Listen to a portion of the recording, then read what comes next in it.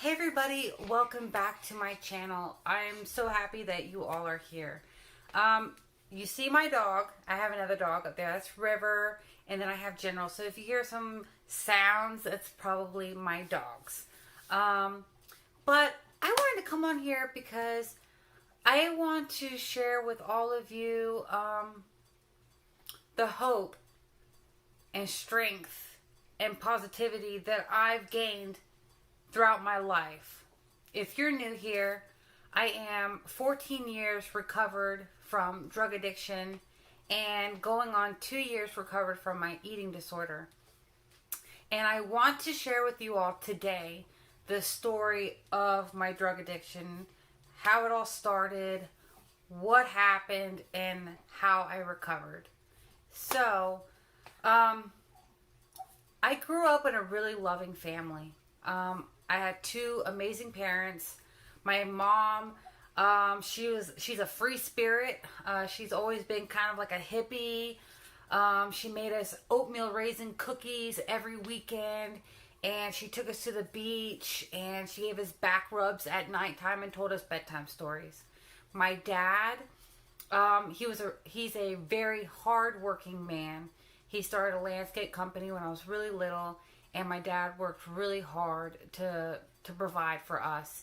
My father was stern and strict, but very loving. He took really good care of us. But there were some things with my dad that you hear a lot of girls, there's a saying that, oh, she has daddy issues. Well, I'm going to be a little real with y'all. There were times in my life that my father terrified me.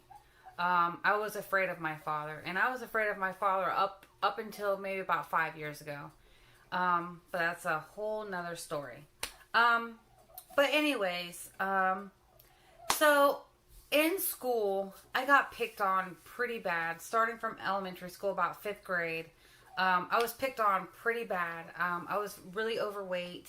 And I remember riding the school bus, and kids would say, "Oh, here comes little Miss Piggy," and they would oink at me as I walked by. And so that just started to instill into me that I wasn't good enough at a really young age. But my parents, they were always so loving, and they always told me how beautiful and smart I was. And it transitioned into middle school, where the kids, they just got worse. They really, really picked on me pretty bad. And so I didn't have many friends. I had a tight-knit group of friends, some girls that lived in my neighborhood growing up, and we kind of stayed friends throughout school years. And in middle school, in I think it was 6th grade, I met this one girl who every parent wishes their child would never meet. She was bad. And I say this from the kindness of my heart, she was a bad influence on everybody. And some people got sucked into her, and some people, were like, "Oh, she's not for me," whatever. But I got sucked in because nobody liked me, and she wanted to be my friend. And so I hung out with her a lot. And while she was drinking and stuff at that young age, I wasn't like that. I was little Miss Goody Two Shoes when it came to like drinking and stuff like that. But like sneaking out, those kind of things I liked. And I was constantly like taking my parents' car at nighttime. If they weren't home and they were out in one of their vehicles, I would take the other one. I just love to drive. I love that freedom. And this girl, she ignited it in me. Let's call her Kathy. So Kathy was a really bad influence. And towards the end of middle school, I was smoking cigarettes, and I started drinking. This is in 8th grade. And it was just starting to go slowly more downhill. I was getting more defiant at home. My parents couldn't tell me what to do. I didn't care. And I would just stay out all day, come back late at night. I was suffering really bad in school. I had a really hard time learning. There was a few classes that I really enjoyed, but for the most part, I had a really hard time in school. And my mom still says to this day, she wishes she would have held me back in kindergarten, because my birthday's in October, and I guess I was right at the cutoff where I should have been. I was in kindergarten, I was 5 when everybody else was 6. So I just had a hard time in school. But so anyways, yeah, so I started drinking, smoking cigarettes, 8th grade, summer going into 9th grade. I took it up a notch, and I really was just doing a lot of bad things.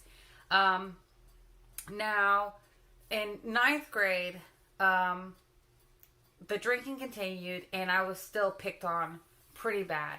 And I remember I was like, anybody who wanted to be my friend, I wanted them to be my friend. And I know now that they were just taking advantage of me, because I would say yes to whatever they wanted just so they would be my friend. My dog just fell up the doggy stairs. River, you okay? Come here. Sorry, guys. Yeah, I had this one friend, and she was a grade above me, and she had a boyfriend who was not in school. He had dropped out, and he was like a couple years older than her. I actually moved them in to our little outdoor gazebo, and they would leave right before my dad would wake up in the mornings. It was crazy. But anyways, throughout all of this time, you know, I finally, like, at the end of 9th grade, I was like, I can't do this anymore. I don't want to be in school anymore. I just want to go to work. So after 9th grade, I talked my mom into letting me drop out of school and do homeschooling. And there's a school called Christian Cornerstone. So my mom enrolled me in that, and I took that, did that, and I got my high school diploma really fast. I mean, I don't even know how. I don't even remember. But I was working full time for my dad at his landscape company. And I would have been in 10th grade. So I was 15, turning 16. My mom and dad got a divorce. And that traumatized me. So that put me even further over the edge. And I was just on a spiral. I felt alone. I was angry at the world. I was angry at my parents. I was angry at my mom for leaving my dad and for destroying our family. So I drifted further and further away. And at this time, I started dating this guy, and I ended up moving out. I moved in with him into an apartment at 16 years old, and my mom and my sister moved to Hawaii, and they wanted me to go. But of course, you know, I was 16, I was dating a guy, and of course he was more important than going with my family to a really awesome place like Hawaii. Like, hello, that was kind of like a no-brainer. So yeah, my mom moved to Hawaii, and I moved in with this guy, and I was working full-time for my dad. I was a grown-up, and that's how it was. I went to work every morning. We started work at 6:30. I was at work, and we got off 4:30, 5 o'clock, and I did that every day. I paid bills. I did all these things, so my drinking really slowed down at this point. I was smoking cigarettes still, but my drinking had gone down, and I was like being an adult. And I was good, but I still had that friend, Kathy, she kept like nagging at me, and she was trying to suck me into all her bad things. But I was kind of like, no, I'm an adult now. You know, these are the things I have to do. So right around 17, 18, I broke up with that guy, and I ended up moving in with my grandmother out in Hollywood, South Carolina. And my grandmother, that's a whole nother story. She was the light of my life. She was my best friend. She was I think somewhere in like a past life, maybe she was my mom and I was her daughter or something, because we always had this special bond. But I lived with her, and during that time, the drinking increased. That's when I started drinking again. I remember trying to smoke pot a few times, but I didn't like pot. It wasn't for me. And then the one fateful day, I was at a party with Kathy and two other guys at this guy's house, and they had some cocaine. And she was like, "Come on, Emily, just try it. You know, it won't hurt you. It'll be fun." And I was like, "No, no, no. I don't want to do that. I'm just going to drink." And that went on for a couple hours. And finally, she was like, "Dude, try a line." So I did. And at first, I didn't like it. I was like, "Wow, that really burns." But she was like, "Just, give it a few minutes." And within about 3 minutes, it kicked in. And I was like zipping around the room. You could not stop me. We were playing pool. And I was like shooting the balls in the hole. You couldn't slow me down. I was like, hell yeah, I love this. So I did another line, and that continued all night long. And so the progression of drugs started from there. And it was only like on the weekends, and it wasn't every weekend. And slowly, as this goes, I started doing it more and more. Now, I have a brother, and he had gone to college in North Carolina. And he used to call me. He was really homesick. It was his first year. And he called and he was like, "Hey, Emily, I'm really sad. I really want to come home. Will you come get me?" So I was like, "Heck yeah, brother. I'm on my way to get you." And I went to my grandmother's house with my friend Kathy, who she was going to ride with me. We picked up some Coke on the way there. And I got to my grandma's house because I was going to get some money from her so I can go up there. Even though I had my paycheck, but I already spent a lot of my paycheck buying the 8-ball cocaine for the drive. And when I got to my grandmother's house, my whole world came crashing down. Everything slowed down. Time stopped. And I was devastated. I found my grandmother. She had passed away, and she was in her driveway. And that's the most traumatic thing that's ever happened to me in my life. And I'm grateful today that I can say that without crying. I've worked really hard to get over that, because for many years that traumatized me. And I held a lot of deep, deep resentment and just guilt and shame for all of it. But that day, it really started a downward spiral. And it wasn't long after that I just crashed and burned. So, I dove deeper into my drinking, deeper into doing drugs. Slowly it went from, every weekend doing Coke to every other day, which led to every day doing Coke. I was doing Coke at work. I was staying up all night. I ended up stealing many things from family and friends. I ruined everything. And I had left working for my dad because I was an addict, and he didn't want me around. So, which is, of course he wouldn't. I mean, we were working at $1 Million Homes, and he can't have a drug addict daughter who's out here, doing drugs on a job site. So I was working at a pizza joint, and we had a delivery driver, and her car was broke down, so she needed to use my car to take the deliveries. And one day, it was a day that she wasn't working, and she called up to the restaurant. She was like, "Hey, Emily, I need to borrow your car. Can I use your car? I'll give you some gas money." And I was like, "Sure, whatever. Take my car." So she came up, got my car, left, came back, and she called, and she was like, "Hey, there's something for you in your car." And I was like, "Okay, all right, sure, whatever."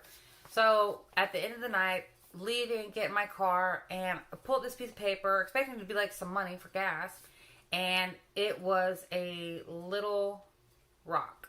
And I was like, "That's crack. That's crack." And I was like, "There's no way in hell I'm doing crack. No, I'm not doing it."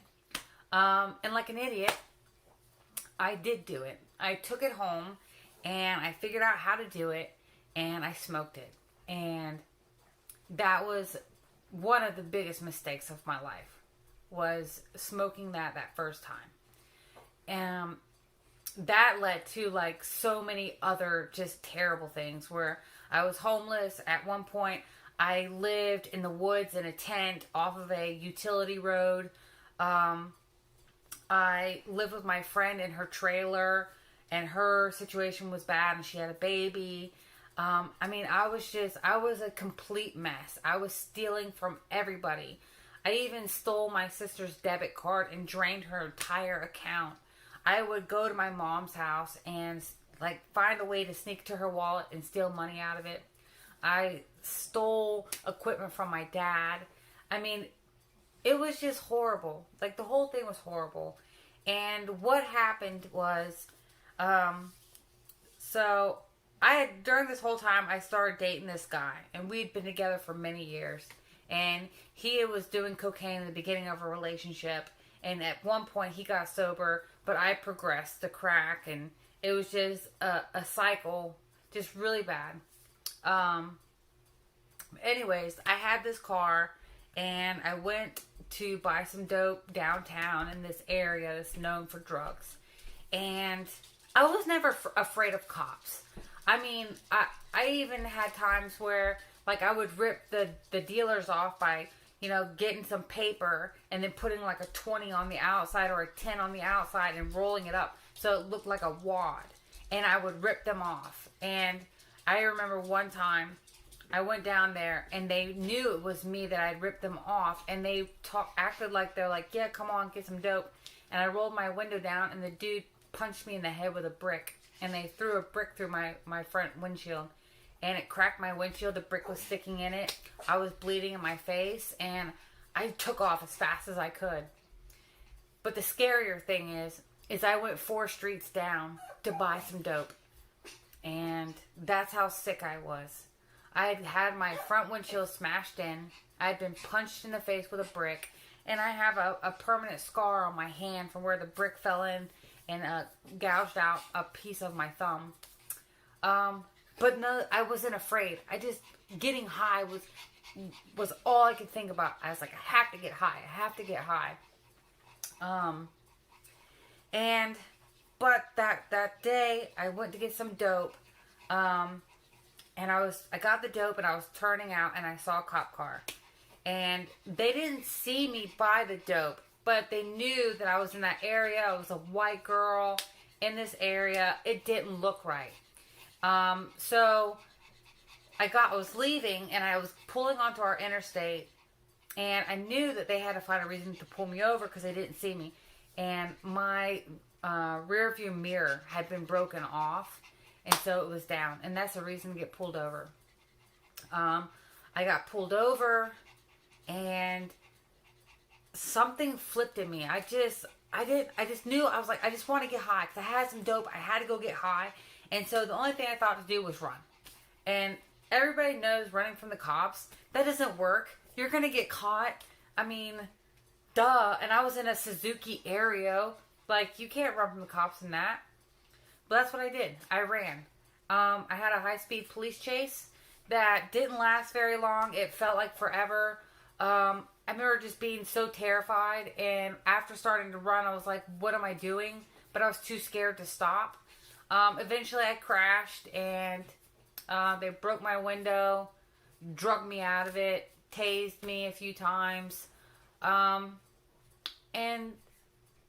while that was traumatic, the whole thing, I can honestly say now, that was the best day of my life. It saved my life. And I'll be forever grateful for that day. Because had I not been arrested that day, had that not all happened, I would probably be dead. Most likely, I would be dead by now. I was willing to go above and beyond to get high. And that would have led to my death. So, I got arrested that day. It was, I think, April 7th, 2007. Yeah, because I've been sober for 14 years. So, I got to jail, and I remember sitting in there and thinking to myself, Emily, what have you done? What are you doing? What are you doing to your life? It was like instantly, as soon as all that happened, I instantly woke up like, what are you doing? Why are you doing this to yourself? And from that very moment, everything in my life changed.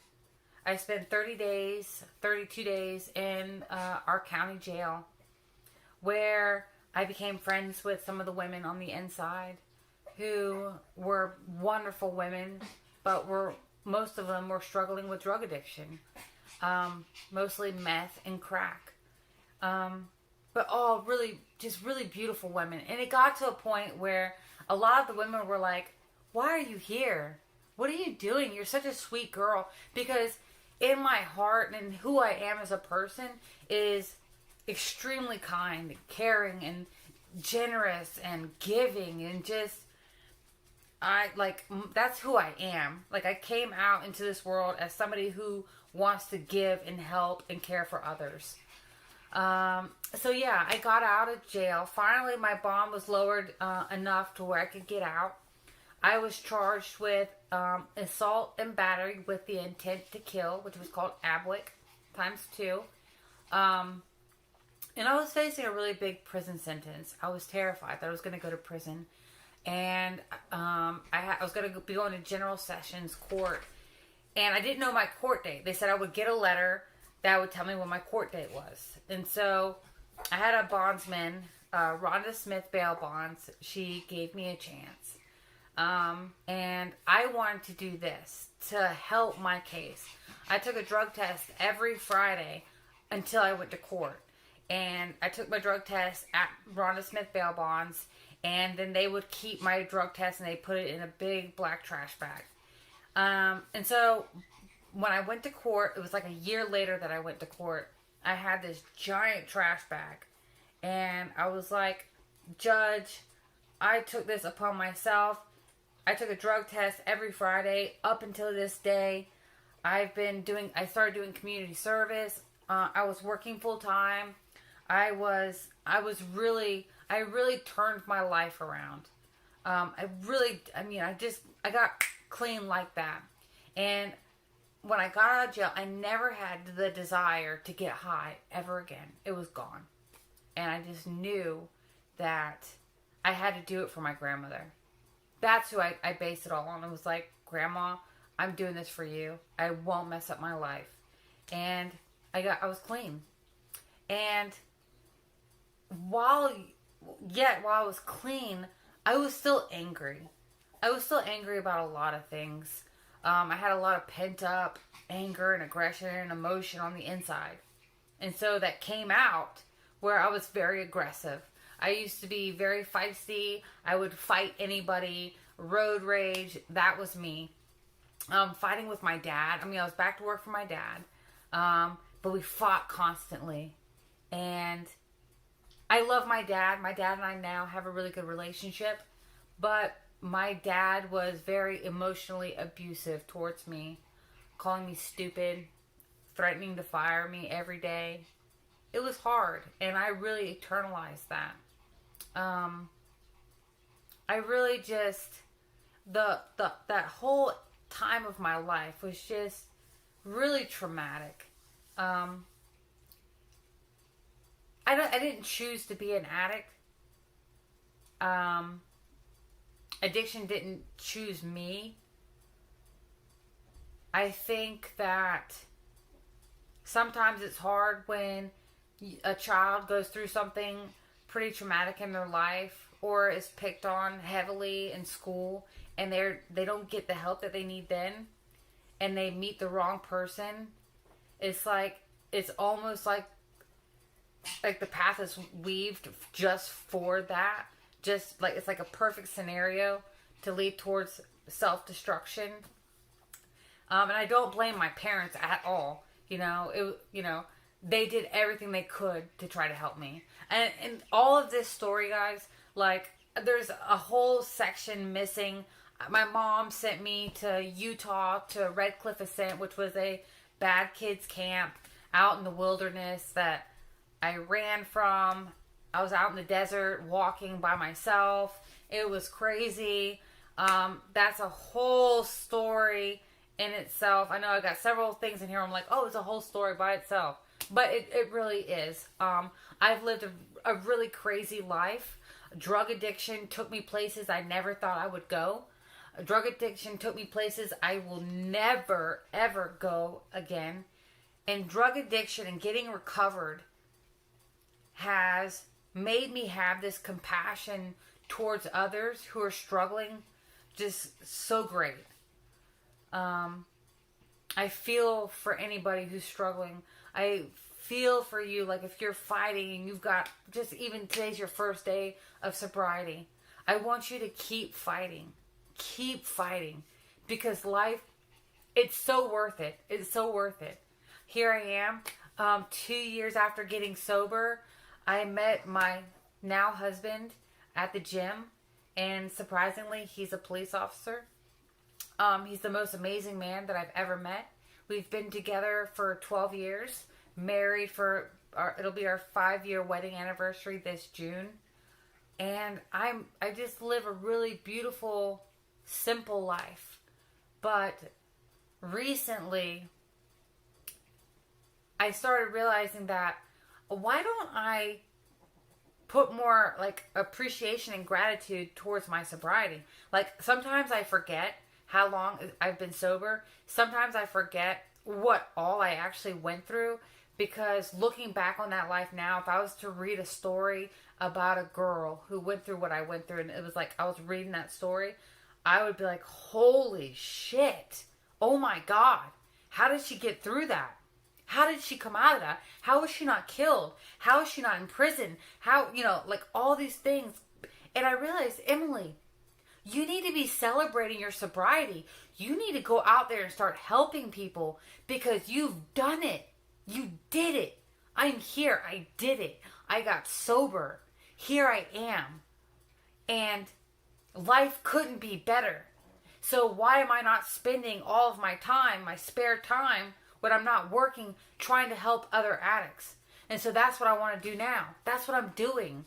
That's what, I have my blog. I have a blog, journeytocourage.com. It's for people who are struggling with body image issues and eating disorder and drug addiction. That blog is for you. It is for all of you who are struggling with any of these things. It's to share our strength, hope, and courage. So that is my story condensed down. I can go more in depth into some of the stories. My relationship with my grandmother, the story about me going to Red Cliff Ascent. I can go through any of it. But this whole thing is, I just wanted to share with you, like, what my drug addiction was like, what led up to it, how fast it happened, how fast I crashed and burned, and then showing all of you that you can recover. Recovery is possible. You can heal yourself. That's, again, that's a whole nother story. The process to healing. But the biggest thing that I've learned through all of this, when I started loving myself and accepting myself for who I am, just as I am, the world opened up to me. Because the truth is, when you love yourself, loving others comes easily. I don't let the opinions of others affect me. I don't base my happiness on anybody else anymore. I'm confident in who I am, because who I am is kind, loving, caring, nurturing, giving, honest, reliable, loyal, dependable, adventurous, crazy. I'm all of those things. And for so long, I was terrified of people. I was terrified of what they would think of me. I was terrified that I wasn't beautiful enough, smart enough. And in all reality, none of those things matter. If you're struggling with body image, your body is not the sole purpose you are here on earth. It's not the sole purpose for you being here. What you look like has nothing to do with your purpose on earth. What's on the inside that you're able to give out is what matters. My tattoo right here, it is, your greatness is defined not by the light that shines upon you, but by the light that shines within you. And I believe that so much. that I had it tattooed on me, because I struggled with that for so many years, thinking that this external validation is what I needed to save myself, when all along it was the inside validation. Me, myself. I had to accept myself for everything that I am, all my flaws, all my gifts, everything. And I even have it tattooed here. Acceptance. And I have stronger here. And I have these because it reminds me that acceptance is a big thing in our lives. Acceptance is not settling for something where you could, be better at. Acceptance is, me, while I can change, there's some things about my body that I can't change, like my height, those things. So, and then accepting certain life circumstances, because not everything in life is going to come easily and naturally. And so sometimes we are accepting of, this is where I'm at in my life, and I accept it while working towards something greater. And that's okay. And stronger, that is to remind me that I am stronger than I was yesterday. And that pushes me when I'm feeling low and I'm down. It reminds me that each and every day I have the ability to get stronger and stronger within myself, to carry strength and hope and courage.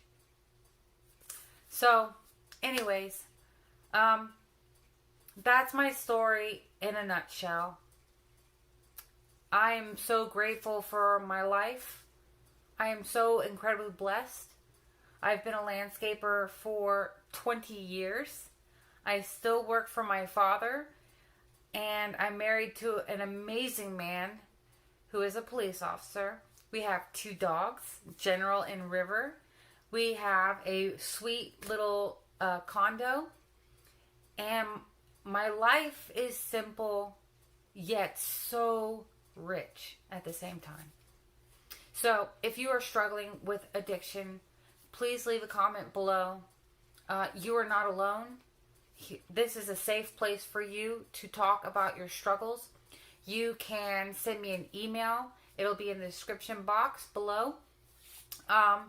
Please go online to Narcotics Anonymous, or you can go to Alcoholics Anonymous. Check it out. Also, if you're into kind of like some health and nutrition and fitness stuff, there's yoga-based recovery, and it's Y12SR. Yoga 12-step recovery. Check that out. I'll leave a link for that down below also. Yes, so I love each and every one of you, and I know you can do it. You are not alone. You are stronger than you think, and braver than you could ever imagine. So take care. Have an amazing evening, morning, afternoon, whatever time you're watching this. I'll talk to y'all later.